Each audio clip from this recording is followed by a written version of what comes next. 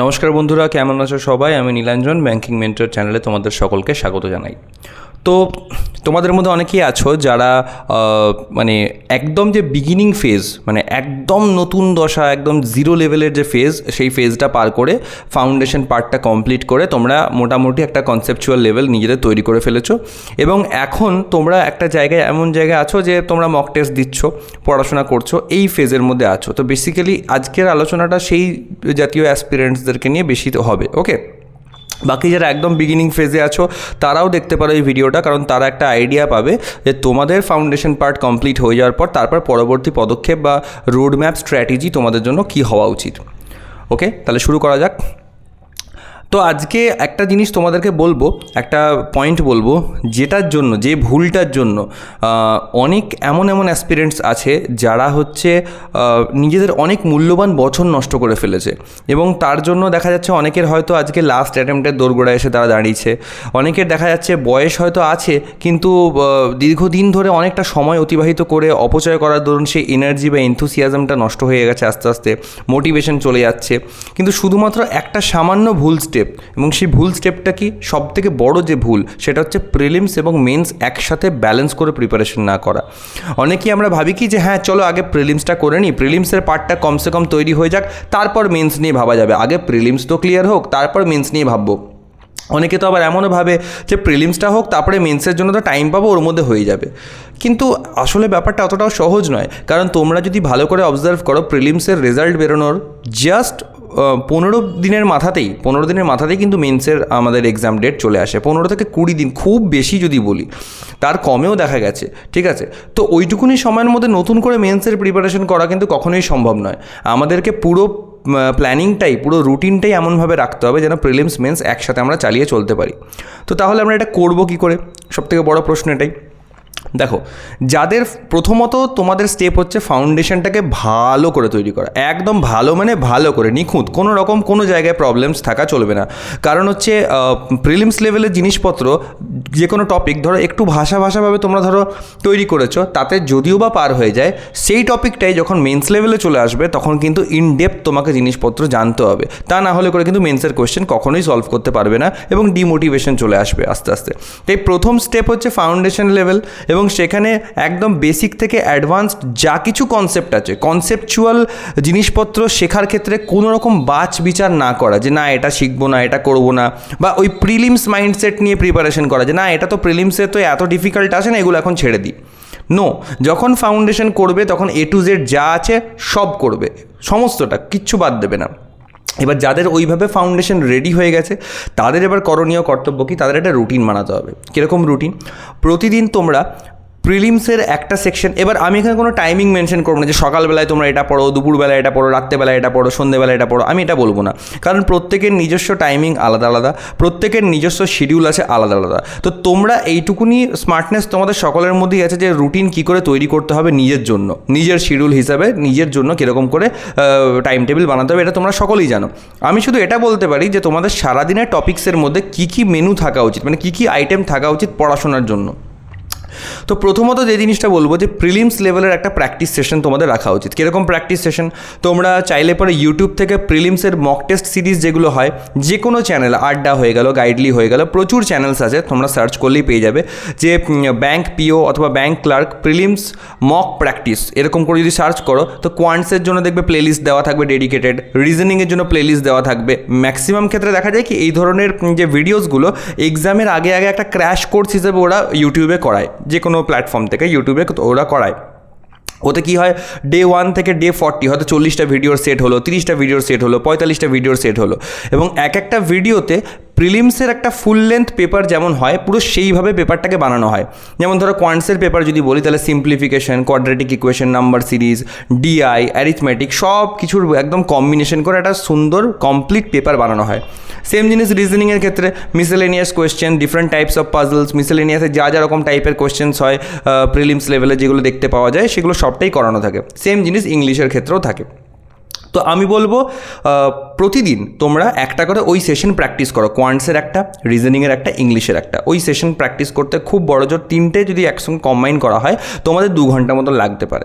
কারণ ওই সেশনসগুলো প্র্যাকটিস করার উদ্দেশ্য কি? প্র্যাকটিস করার উদ্দেশ্য হচ্ছে প্র্যাকটিসের সময় তুমি নিজেকে পুরো অ্যানালাইজ করে করবে, নিজেকে পুরো পরখ করে করবে যে হ্যাঁ আমার কোন চ্যাপ্টারটাতে প্রবলেম আছে, কোন সেকশনটা আমার ভালো পারছি, কোন সেকশনটাতে আমি বুঝতে পারছি কিন্তু টাইমিং আমার ঠিক হচ্ছে না, টাইম বেশি লেগে যাচ্ছে। এই ছোটো ছোটো খুঁটিনাটি অ্যানালিসিসগুলো করতে পারবে এবং সেই অ্যাকর্ডিং নিজেকে তোমরা প্র্যাকটিস করে তৈরি করতে পারবে, ইমপ্রুভ করতে পারবে। এইটা হচ্ছে ওই প্র্যাকটিস সেশনগুলোর গুরুত্ব। অনেকে মনে করে যে প্রিলিমসের জন্য শুধু মক টেস্ট দেবো তাহলেই হবে, কিন্তু সদ্য যারা ফাউন্ডেশন কমপ্লিট করে এসছো তাদেরকে বলবো এই প্র্যাকটিস সেশনটাও করো। ওকে, 3টে সাবজেক্টের এরকম প্র্যাকটিস সেশন করলে তারপর কি করো, তোমরা একটা মক টেস্ট দাও প্রিলিমসের, একটা ফুল লেন্থ মক টেস্ট দিলে। কারো যদি মনে হয় যে না ইনিশিয়ালি সেকশনাল মক টেস্ট দিয়ে তোমাদের কোনো পার্টিকুলার সাবজেক্টের প্রবলেম আছে সেগুলোর জন্য সেকশনাল দিতে চাও, সেকশনাল দিতে পারো, but full length mock test সব থেকে বেস্ট।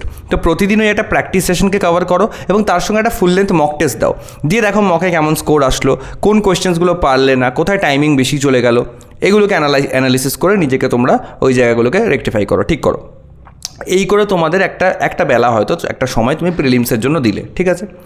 তার সাথে যেটা করো, মেন্সের ইনিশিয়াল ফেজে মক টেস্ট না দিলেও অন্তত মেন্স লেভেলের কোয়েশ্চেন্স প্র্যাকটিস করো। কীরকম কোয়েশ্চেন্স প্র্যাকটিস করো? মেন্স লেভেলের কোয়েশ্চেন প্র্যাকটিস করার জন্য আমি সবথেকে বেস্ট সোর্স যেটা আমার মনে হয়, আমি নিজের প্রিপারেশন ফেজেও খুব হেল্প পেয়েছি, সেটা হচ্ছে গাইডলির বান্ডেল পিডিএফ। খুব বেশি কস্ট পড়ে না, একটা বান্ডেল পিডিএফ তোমরা পারচেস করে নাও। ওতে করে পিও লেভেলের পেপার্স থাকবে, ক্লার্ক লেভেলের পেপার্স থাকবে, সমস্ত এক্সাম লেভেলকে মাথায় রেখে ওরা বানিয়ে থাকে খুব সুন্দর, ঠিক আছে। তো তোমরা অল্টারনেট ডেতে অ্যাটেম্প্ট করো। হয়তো প্রথম একটা দিন তোমরা কী করলে, যে কোনো ব্যাংক পিও লেভেলের একটা কোশ্চেন, মানে পিও লেভেলের পেপার ধরলে, পিও লেভেল পেপারের কোয়ান্টস, রিজনিং আর ইংলিশ 3টে সেট তোমরা প্র্যাকটিস করলে, সলভ করলে, ঠিক আছে। তারপরের দিন হয়তো একটা ক্লার্ক লেভেলের তোমরা একইভাবে কোয়ান্টস, রিজনিং, ইংলিশ এরকম সলভ করলে। এরকম করে তোমরা অল্টারনেট ডেতে পিও ক্লার্ক এরকম করে ব্যালেন্স করতে তোমরা এগিয়ে যাও। এতে করে কী হবে, মেন্সের কোয়েশ্চেনের যে প্যাটার্নস কীরকম হতে পারে, একই জিনিস ধরো টেবিউলার ডেটা দিয়ে একটা ডিআই রয়েছে, তুমি প্রি লেভেলেও টেবিউলার ডেটা তুমি করছো, কিন্তু মেন্স লেভেলেই ওই টেবিউলার ডেটাটা কীরকম আপগ্রেডেশন হচ্ছে, কী মডিফিকেশন হচ্ছে, কোথায় ওই জিনিসটা এমন হয়ে যাচ্ছে যে মেন্স লেভেল হয়ে যাচ্ছে, তো সেইটা তোমরা বুঝতে পারবে এবং অটোমেটিক ওই জিনিসটাকে কী করে ট্যাকেল করতে হয় তারও একটা সেন্স তোমাদের মধ্যে তৈরি হবে। কোয়েশ্চেন যত ফেস করবে, যত প্র্যাকটিস করবে, কোয়েশ্চেনগুলোর প্রতি একটা হচ্ছে না কি হ্যাবিট তৈরি হবে, একটা তোমার মাইন্ড আস্তে আস্তে ধাতস্থ হবে ওই লেভেলটার সাথে। তখনই কি হচ্ছে, পরবর্তীকালে যখন আরটু তুমি শার্প হয়ে যাবে, যখন তুমি মেন্সের মক টেস্ট দিতে যাবে, তখন মক টেস্টে তোমাকে একটা কোয়েশ্চেন পড়ে কোয়েশ্চেনটাকে প্রসেস করতে, ভাবতে অনেকটা সময় তোমার নষ্ট হবে না।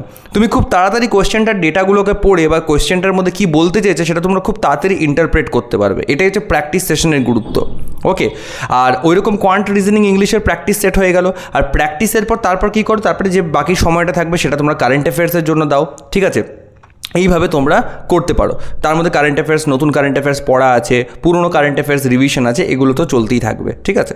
তো এই হচ্ছে টোটাল একটা আইডিয়া যে কীরকম আইটেমস তোমাদের থাকা উচিত। এবং এরপরে যখন আস্তে আস্তে তোমরা আরেকটু অ্যাডভান্স লেভেলে চলে যাবে, তোমরা যখন দেখবে যে প্রিলিমস লেভেলটা খুব ভালো তৈরি হয়ে গেছে, আর কোনো প্রবলেম হচ্ছে না, তখন তুমি প্রিলিমসের প্র্যাকটিস সেশনটাকে বাদ দিয়ে তুমি প্রিলিমসের শুধু মক টেস্টের উপর ফোকাস করতে পারো, যে শুধু মক দিচ্ছি, হাই লেভেল মকস অ্যাটেম্প্ট করছি প্রিলিমসের, সেই মকটাকে অ্যানালিসিস করছি। এবং তার সঙ্গে তুমি কী করলে, প্রিলিমসের টাইমিংটাকে একটু কম করে তুমি আস্তে আস্তে সেই এক্সট্রা টাইমটা তুমি মেন্সের দিকে বাড়াও, মানে মেন্সের টাইমিংটা, ওয়েটেজটা তুমি বেশি দাও। প্রিলিমসটা যখন আস্তে আস্তে পোক্ত হয়ে যাবে তখন প্রিলিমসের সময়টা একটু তুলনামূলক কমিয়ে দাও। এইভাবে আস্তে আস্তে যত এগোবে তত তোমাদের হচ্ছে প্রিপারেশনের যে মানে রুটিন বলো বা প্রিপারেশনের যে স্ট্র্যাটেজি বলো, সেটা আস্তে আস্তে আপগ্রেডেড হতে থাকবে। ওকে, এইটাই তোমাদের বর্তমানে রোডম্যাপ হওয়া উচিত। এতে করে মেন্স এবং প্রিলিমস দুটোকে একসঙ্গে ব্যালেন্স করে তোমরা চলতে পারবে। প্রিলিমসের জন্য প্রস্তুতির সঙ্গে সঙ্গে মেন্সের প্রস্তুতিটাও হয়ে যাবে। এবং এতে করে কী হচ্ছে, ধরো তোমার প্রিলিমস কোয়ালিফাইড হয়ে গেলে তুমি, তো তোমাকে কিন্তু এটা ওয়েট করতে হবে না যে মেন্সের জন্য আমাকে প্রস্তুতি করতে হবে বা এখনও মেন্সের জন্য তৈরি করতে হবে। তুমি অলরেডি তৈরি হয়েই আছো, তুমি একটা কনফিডেন্ট অ্যাপ্রোচের সঙ্গে তুমি মেন্স এক্সামটাকে অ্যাটেম্প্ট নিতে পারবে। ওকে, এবং ফাইনাল সিলেকশনের যে রাস্তা সেটাও অনেকটা বেশি ক্লিয়ার হয়ে যাবে, অনেক সম্ভাবনা তোমার বাড়বে। কিন্তু অনেক ক্ষেত্রেই দেখা যায় ক্যান্ডিডেটসরা এই কথাগুলোকে মানে ওভারলুক করে যায়, ভাবে যে প্রিলিমসটা তো আগে হোক কোনো রকমে, মেন্স পরে দেখা যাবে। কিন্তু পরে রিয়েলাইজ করে যে প্রিলিমস একটা কোয়ালিফাই হয়ে যাওয়ার পর যখন একটা মনে জোর চলে আসে যে হ্যাঁ প্রিলিমস কোয়ালিফাই করতে পেরেছি, তার মানে আমার লেভেল আপ হয়েছে, আমি আস্তে আস্তে পারছি, তো ওইটা হওয়ার পর তখন কী হয়, তখন তারা নিজেদেরকে এমন একটা ফলস পজিশনে পায় যে দেখে আরে ভাই আমার যদি মেন্সের প্রস্তুতিটা থাকতো রে তাহলে করে আমি আজকে মেন্সটা ভালো করে দিতে পারতাম, হয়তো এখান থেকে ফাইনাল সিলেকশন নিয়ে বেরিয়ে যেতে পারতাম। কিন্তু মেন্সের প্রস্তুতি না থাকার জন্য মেন্স আলটিমেটলি হয় না। তাতে করে কি হয়, তাতে করে তোমাদের হচ্ছে মানে আলটিমেট ফাইনাল সিলেকশন তো হয় না, তো নেক্সট ইয়ার আবার তোমাকে প্রিলিমস দিতে হয় নতুন করে, এবং এই প্রসেসটা পুরোপুরি চলতে থাকে। তাই বলবো প্রিলিমস আর মেন্সকে একসঙ্গে ব্যালেন্স করো। বহু ক্যান্ডিডেটস কিন্তু অনেক সমস্যায় ভুগেছে এই একটা স্ট্র্যাটেজিতে ভুল করার জন্য। বাকি তোমরা যারা পড়াশোনা করছো, প্রস্তুতি নিচ্ছ, তাদের জন্য আমি বলাই আছে 1.0 অ্যান্ড 2.0 দুটো আমার ব্যাচ চলে কোয়ান্টস অ্যান্ড রিজনিংয়ে, তোমরা চাইলে এনরোল করতে পারো। 1.0তে ফুল প্র্যাকটিস সেশনস চলছে এই মুহূর্তে, যারা একটু অ্যাডভান্স স্টেজে চলে গেছো তাদের জন্য এই ব্যাচটা পারফেক্ট হতে পারে। আর যারা ফাউন্ডেশন লেভেল থেকে পড়াশোনা করতে চাইছো, বিগিনার লেভেল থেকে, তাদের জন্য 2.0 ব্যাচটা পারফেক্ট হতে পারে।